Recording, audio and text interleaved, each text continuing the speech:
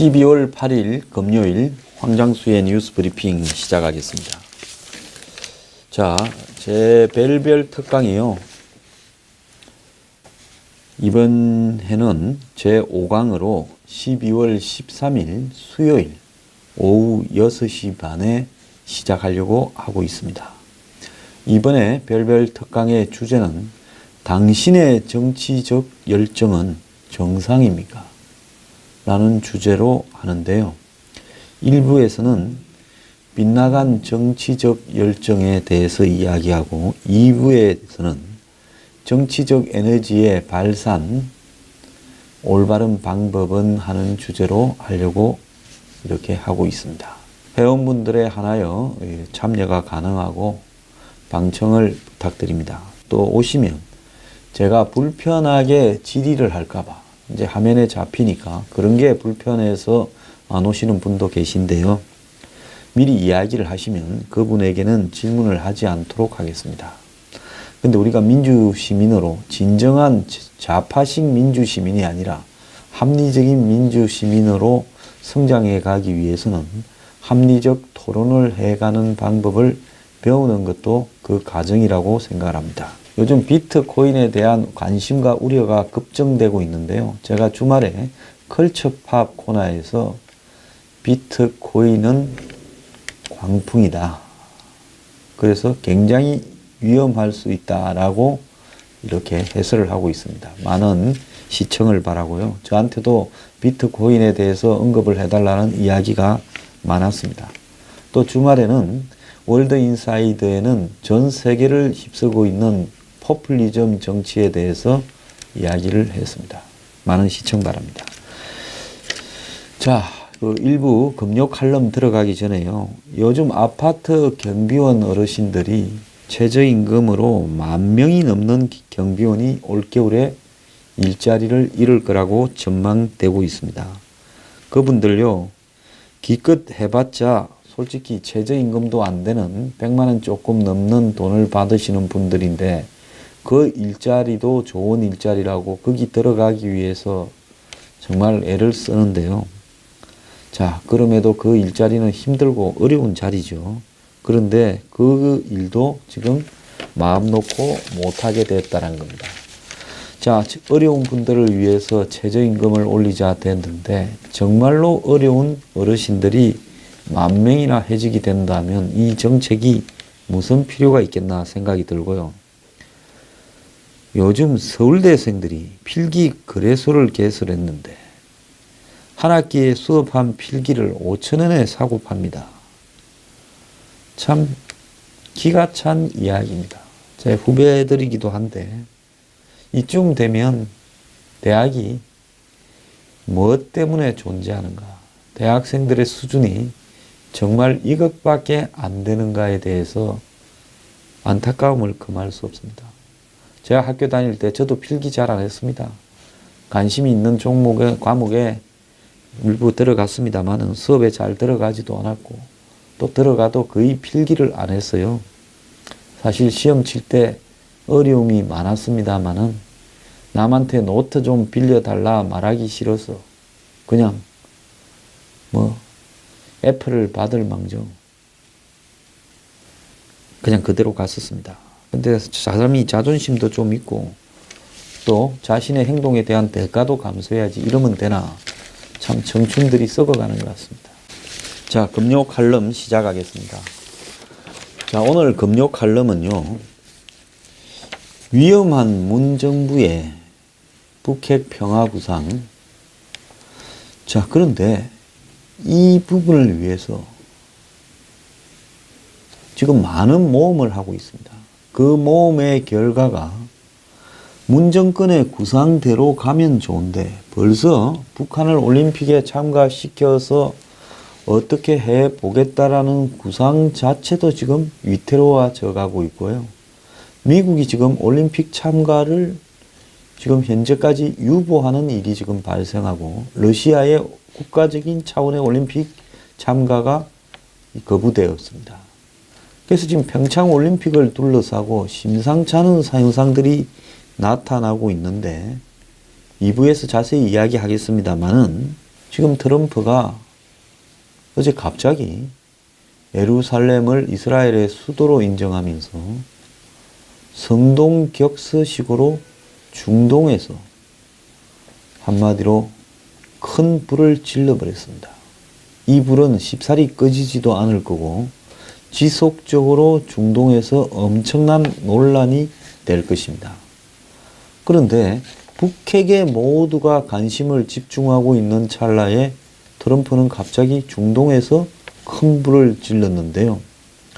이 부분들이 결국은 중동 문제나 북핵 문제나 트럼프가 국내적인 공경을 돌파하기 위해서 지금 여기저기 한마디로 이 불을 지르면서 관심을 갖다가 돌리는 방법을 쓰고 있다라는 이야기도 나오고 있는데요. 이런 부분에서 북핵 문제가 어디로 굴러갈지 모르는 예측 불허의 상황으로 점점 다가가고 있는 모양이 보입니다. 내년 3월까지 미국이 지금 CIA가 북한이 핵과 ICBM을 완성할 것이다라고 보고를 트럼프한테 했고, 그래서 미국은 내년 3월을 기점으로 북한을 어떻게 다루는가를 지금 고민하고 있는 이 시점에서 미국 조야에서는 강경론이 지금 득세를 해가고 있습니다. 자, 중동에서도 강경했는데 우리가 북한 정도에 대해서 강경 못할 이유가 없다라고 갑작스럽게 가버릴 상황도 벌어질 수 있습니다.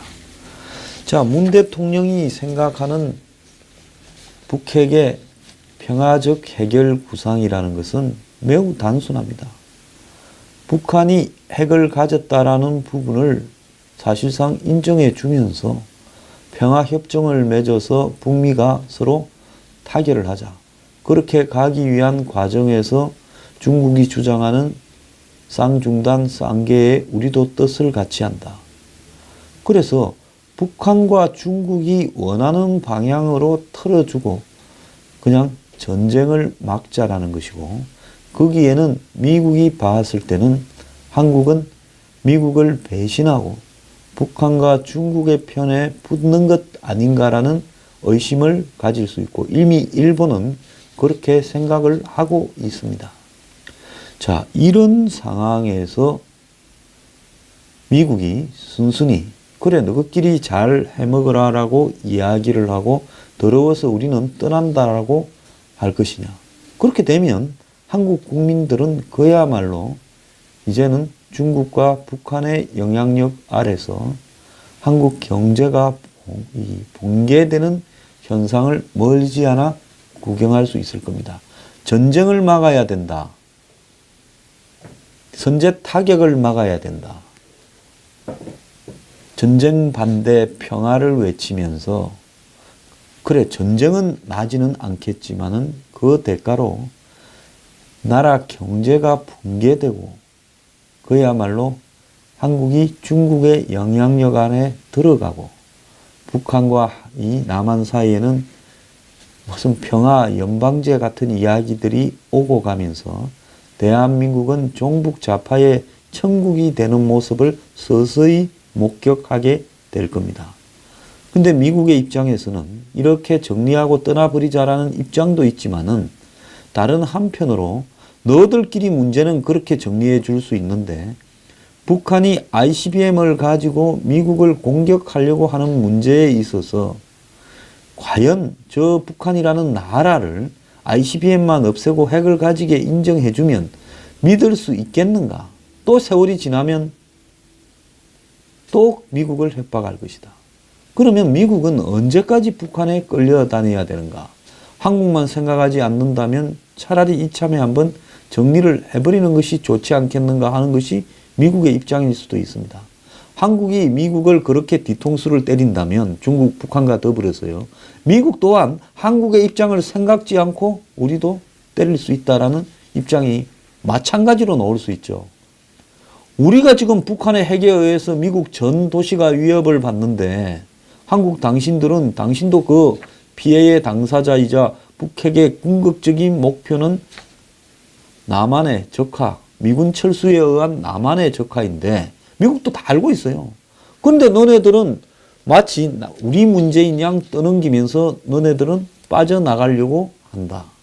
그리고 북한과 중국의 입장을 우리 보고 따르라고 한다. 우리는 거기에 못 따르겠다. 그렇다면 너네의 위험을 너네 스스로가 싸우고 버티면서 해결하려고 하지 않고 북에 굴복하면서 해결하려 했으니까 우리는 이제 너네들이 어떻게 되는가는 알 바 없이 북을 치겠다. 이렇게 정리가 되어질 가능성도 매우 높지요. 자, 지금 어느 쪽으로 기우는가에 대해서 한 치 앞도 알 수 없습니다. 트럼프 미국 대통령이 백악관에 자기 전에 북한을 어떻게 할까 하는 생각을 한번 쳐버릴까? 안 그러면 저걸 협상으로 끝내버리고 손을 뗄까? 아니다. 미국이 한국하고의 관계에서 70년 이상을 얽힌 관계에 우리가 저기에 저렇게 많은 희생을 치렀는데 고작 중국 앞잡이 북한 따위가 두려워서 여기에서 손을 떼면 우리를 전 세계는 어떻게 볼 것인가? 아니다. 강경하게 원칙대로 가다가 북이 사고를 치면 그때 우리가 한 방을 가볍게 먼저 맞고 그 다음에는 없애버리자. 이런 모든 안들이 지금 트럼프의 머릿속에는 왔다 갔다 하고 있고 매티스나 맥마스터, 틸러슨의 머릿속에도 왔다 갔다 하고 있습니다. 이 추가 어디로 기울지 아무도 알 수 없는 상황이라는 겁니다. 그렇다면 한국이라는 나라의 운명으로 봤을 때는 북한이 도발한 핵과 ICBM 때문에 대한민국의 평온이 지금 몇 달 뒤를 예측할 수 없는 상황인데요. 저는 한국 사람들이 가지고 있는 선천적 낙관성인지 아니면 안보 불감증인지 아니면 늑대 온다 말에 하도 많이 속아서 양치기 소년이 된 것인지 정말 이해할 수 없는 한국 국민들의 심리 상태를 지금 바라보고 있습니다. 지금 문재인 정권 청와대에 바닥에 자리 잡고 있는 핵심적인 의식은 반미, 친중, 친북이 자리 잡고 있습니다. 내 목에 칼이 들어와도 여러 가지 상황으로 제가 판단한 부분은 이건 분명한 정서라고 보고 있습니다. 한두 명의 입장이 아니라요. 전체적으로 그렇게 가고 있습니다. 문 대통령, 문정인, 임종석, 이해찬, 송영길부터 시작을 해서 이 정권을 끌어가는 권력의 사실상 핵심이라는 사람들 머릿속에는 반미, 친중, 친북적인 의식이 자리 잡고 있고요. 그래서 그들은 이 사태의 마무리를 미국과 일본의 정반대에 서서 한마디로 친북과 친중적인 입장에서 이 사태를 끝내려고 생각을 굳혀가고 있고요. 그것이 미국과 일본을 자극을 해서 오히려 이 사태에 북의 굴복에 의한 마무리를 방해하게 되면서 운전자론이나 선제타격 반대나 평화를 주장하는 사람 때문에 이 일이 평화스럽게 끝나지 않고 한마디로 물리적 충돌로 마무리될 가능성도 조금씩 커져가고 있다고 생각을 하고 있습니다. 자, 그런데 이 나라에는 문 대통령이 엊그제 종교단체 대표를 불러서 남북 대화를 해야 되는데 종교계와 민간이 나서달라 했는데 우리나라 종교계 지금 상당수가 천만 평화협정을 맺자면서 평화협정 서명운동을 하고 다니고 100만 명이 넘었다고 합니다. 자, 이것은 뭔가 하면요. 북한과 결국 평화협정으로 마무리 지을 때 우리 사회에 보수적인 성향을 가지고 있거나 합리적인 성향을 가지고 있는 사람들이 평화협정 반대한다라고 거리로 나올 때 그걸 덮기 위한 맞불 작전을 한편에서 미리 준비하고 있는 것이 아닌가 생각을 합니다. 자, 지금 나라가요 정말로 큰일 났습니다. 그런데 큰일이 나면 저는 별로 가진 게 없습니다. 저야 평생 사회운동이나 정치개혁운동을 해온 사람이고 제 스스로도 돈에 대해서 별로 개념이 없습니다. 그래서 저는 별로 이룰 게 없습니다만은 부동산을 많이 가지고 있고 금융상품에 많이 투자한 사람들이 누구냐? 한국에는 돈이 꼴 상류층 아닙니까? 엊그제 제가 이야기를 했잖아요. 중국에서 하류층이라고 하는 부분에 대해서 철거 대상자이던 분노한 농공 출신이 어떻게 중국 사회가 언제부터 돈이 있으면 상류층이고 돈이 없으면 하류층이냐, 이러려고 사회주의 혁명했냐라고 비판하는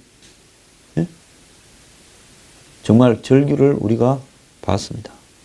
그런데 한국 사회의 상류층, 돈이 있어야 상류층이죠. 한국은 돈이 없으면 아무리 지식이 있어도 상류 사회라 들어갈 수 없고, 또 아무리 무식해도 졸부, 천민졸부라도 돈만 많으면 상류층으로 분류되지 않습니까? 좋습니다. 인정합니다. 자, 그래서 강남에 살고 파라군에 살고 우리 사회의 지도층으로서 자리 잡고 있는 이럴 게 많은 분들, 가진 게 많은 분들한테 제가 오늘 이야기를 합니다. 당신들은 한국 사회의 상류층으로 분류되고 이 사회에서 당신은 특권층이고 일종의 현대 자유시장 경제 자본주의 사회에서 귀족처럼 처신하고 살아가고 있다고 봅니다. 자식을 교육시키는 데 있어서도 남들과는 다르게 하죠. 내 자식은 일반 초등학교에 못 보낸다. 국제학교에 보내고 사립학교에 보내야 된다. 이러면서 자신들만의 교육, 자신들만의 패션, 자신들만의 식습관, 자신들만의 문화, 흔히 에비투스라고 이야기하는 체질화된 문화적 상속 자산 속에서 남들과 차별화를 시키면서 그 속에서 이 사회를 끌고 간다고 생각을 할 겁니다. 지금 북핵의 이 위기의 와중에도 당신들은 호텔에서 피트니스에서 운동을 하고 또 저녁이나 점심은 호텔의 식당에서 식사를 할 겁니다. 제가 그게 부럽다거나 그걸 비판하고자는 하지 않습니다. 근데 제가 하고 싶은 이야기는요, 이 북핵 문제에 지금 문재인 정권이 끌고 가는 방식으로 가게 되면 이것이 성공하더라도 당신들은 아마 머지않은 시기에 가진 걸 잃게 될 겁니다. 왜냐하면요, 북핵을 평화적으로 해결한다면 북미 평화협정을 맺고 북미 수교를 하고 미국이 유엔사 한미연합사를 해체하고 전시작전권을 이양하면서 점차적으로 한국에서 빠져나갈 겁니다. 그러면 평화로 얻은 그 상태, 그러면 한국의 종북 좌파들은 또 한국의 현 여당 의원들은 연방제로 가자라고 이야기를 하고 개헌을 시도할 거고, 또 그렇게 하기 위한 남북 간의 교류가 왔다 갔다 하면서 한국은 북한에 대한 적대감이 사라져버린 나라가 되어갈 겁니다. 자, 우리끼리는 그렇게 한다 칩시다. 참 대한민국 국민들은 제가 봤을 때 상당수가 미쳤기 때문에 그렇습니다. 저는 저질이라고도 하고 미쳤다고도 합니다. 제가 어디 공직에 가려고 생각하면 이런 발언들이나 이런 내용들이 나중에 남아 있어서 국민들을 미쳤다고 하고 저질이라고 하는 한강수는 절대 공직 불가라 하겠지만, 솔직히 말하면 저는 이런 더러운 나라에서 공직을 별로 하고 싶은 생각이 없습니다. 제 조국을 더럽다고 하는 것은요, 지금 잘못된 방향으로 가고 있고 죽는 쪽으로 가도 죽는 길인 줄도 모르고 있기 때문에 제가 더럽다는 표현을 좀 쓰는 것을 양해하기 바랍니다. 저는 이 나라에 나름대로 제 인생을 바쳐서 노력을 했고, 그리고 이 나라에 남들보다 많은 혜택을 받았다고도 생각하지 않습니다. 그렇기 때문에 제가 자신 있게 이야기하는 거고요. 또 어느 사람들처럼 어디에 갔을 때 내 발언이 어떻게 될까, 이런 부분에서는 마음을 비웠기 때문에 제가 이야기를 합니다. 자, 그렇게 돼도요, 가진 거 많고 잃을 거 많은 당신들은 서서히 모든 것을 잃게 될 겁니다. 자, 또 다른 방식으로 한번 생각을 해봅시다. 문정권이 미국의 뜻과 다르게 자꾸 북한하고 붙어서 중국하고 붙어서 이 문제를 끌고 갈 때 미국이나 일본이나 서방 세계는 북한에 대한 문정권의 입장은 포기를 해버리고 더욱 강한 압박을 해갈 수 있습니다. 한국 하는 거 보니까 말로는 안 되겠네. 한국이 북한하고 중국에 붙어서 저러는 이상은 이 일이 좋게 끝나기는 틀렸다. 그러면 우리도 이참에 한번 정리를 하자. 자, 북한의 핵 미사일 기지를 때려라. 그 다음에 한국이 맞을 부분, 그건 한국 너네들이 선택한 길이기 때문에 우리 보고 이야기를 하지 마라. 너네는 우리가 북핵을 비핵화할 수 있는 제재와 압박이라는 부분에 동조하지 않고 우선 좀 편안해지려고 북한하고 중국 편에 붙었지 않았냐. 그러면 미국하고 한국, 일본이요. 한국이 맞든가 말든가에 대해서 신경을 쓸 이유가 없는 겁니다. 자, 그렇게 됐을 때 미국은 북한을 물리적으로 공격을 하고 그 대가로 북한은 한국에 몇 발을 쏘겠죠. 아무리 정밀하게 선제 타격을 한다든가 안 그러면 북한의 도발에 미국이 반격으로 공격을 했다 하더라도 한국은 몇 발을 맞을 겁니다. 자, 그때 한번 봅시다. 서울 시내의 장사포나 북한의 무슨 스쿼드 노동 미사일 정도나 안 그러면 방사포나 이런 것들이 몇 방 떨어졌다 칩시다. 그래서 북한의 포가 서울이나 수도권에 몇 방 떨어지면 아마 그렇게 되기 직전에 미국이나 일본이나 EU는 자국민들을 대피시키기 시작을 할 겁니다. 자, 그런 상황이 되면 다국적 기업이나 해외 기업들은 한국에 철수를 하기 시작을 할 거고요. 한국에 자본을 투자했던 외국 이 투자은행이나 이 펀드들은 아마 빠져나가기 시작을 하면서 주식시장이, 정권시장이 붕괴 수준에 가깝게 되어갈 겁니다. 자, 어제 갑작스럽게 주식시장이 굉장히 불안했던 요인도요. 이스라엘, 예루살렘을 수도로 인정하는 부분에 대한 것들이 결국은 한반도의 긴장 상태로 번지지 않을까 하는 우려가 작용을 했을 거라고 보고 있습니다.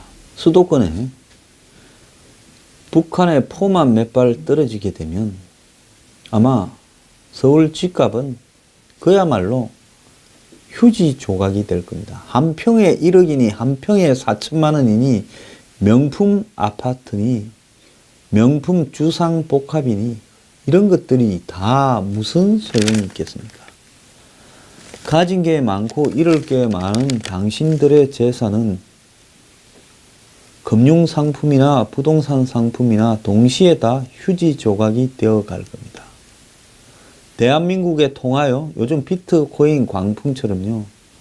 대한민국의 정부가 한마디로 무능해져서 미군이 철수하거나 또 대한민국 정부가 동맹을 자극해서 동맹과 엇갈리게 되면서 북한과의 충돌이 발생하게 되면 그야말로 어떤 경우든 좋게 끝나든 평화적으로 전쟁 안 하고 끝나서 좋게 끝나지느냐 그게 아니라고 제가 이야기했지 않습니까? 그 다음의 상황은 이 사람들은 미군이 나가게 하도록 유도하고 있는 부분입니다.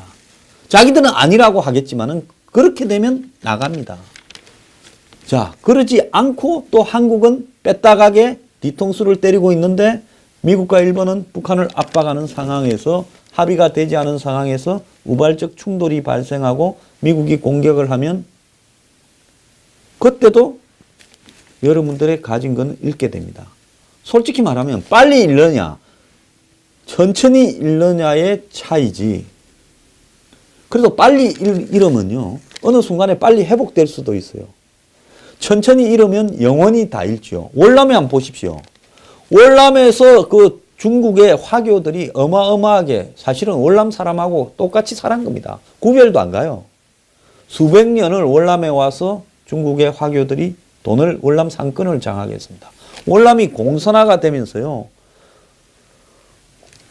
월남을 통일시킨 월명은 월남의 이 상권을 장악하고 있던 화교들을 전부 보트에 태워서 내보내버렸습니다. 다 뺐고요.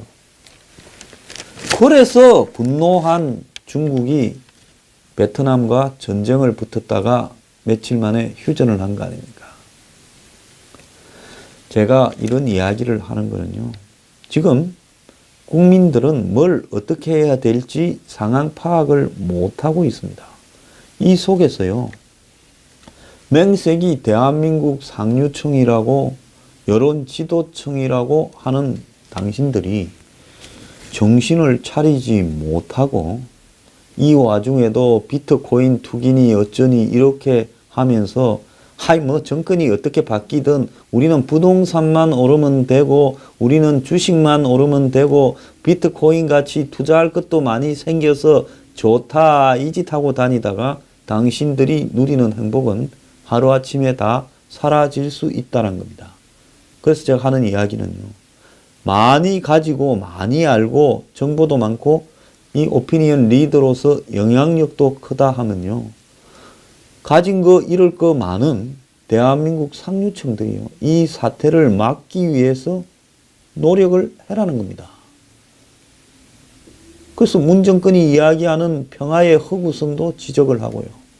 한국이 동맹에서 이탈할 때 오히려 충돌 가능성이 더 높아진다는 것도 국민들에게 알리고 노력을 하길 바랍니다. 저는 아침에 와가지고요. 정말로 남들이 보면 이해가 안 갈 정도로 정신없이 삽니다. 제가 혼자 분장하고요. 언론, 신문 다 챙기고요. 그걸 또 가위로 오리고부터 시작을 해서 정신없이 이 허겁지겁 이 방송을 합니다. 이 방송을 한다고 저한테 주어지는 대가는 뭡니까? 하지만은 아무것도 없는 저지만은 저는 제 나름대로의 소명의식이라고 이 방송을 하는데요. 저보다 훨씬 잘나고 저보다 훨씬 가진 게 많은 사람들은 정말로 반성을 하면서 이 위기에서 무엇을 해야 할 것인가에 대해서 정확하게 판단을 하고 사회적인 여론을 형성해 가야 되지 않겠습니까? 나중에요. 일이 잘못돼도 저는 잃을 거 없습니다. 잃을 게 많은 분들요. 한번 고민을 심각하게 해보기 바랍니다. 그러지 않으면요. 어디 가서 사회지도층이니 상류층이라고 흉내도 내지 마세요. 한 나라는요. 상류층이나 사회지도층, 오피니언 리더들이 썩어 문드러지면 그 나라는 회복이 불가능한 겁니다. 제가 이 상류층이라는 사람 중에 고위 관료도 있을 거고 법조인, 판검사도 있을 거고 언론에 종사하는 사람도 있을 거고 기업인도 있을 거고 국회의원도 있을 거고 예? 각종 전문직에 있는 사람들도 있을 겁니다. 자산가들도 있을 거고. 자, 여러분들이 대한민국의 모든 혜택과 수혜를 누리면서 살면서 이렇게 국가의 앞날에 대해서 무관심하고 현실에 안위해서 그냥 살았어야 되겠습니까? 한번 반성을 해보기 바랍니다.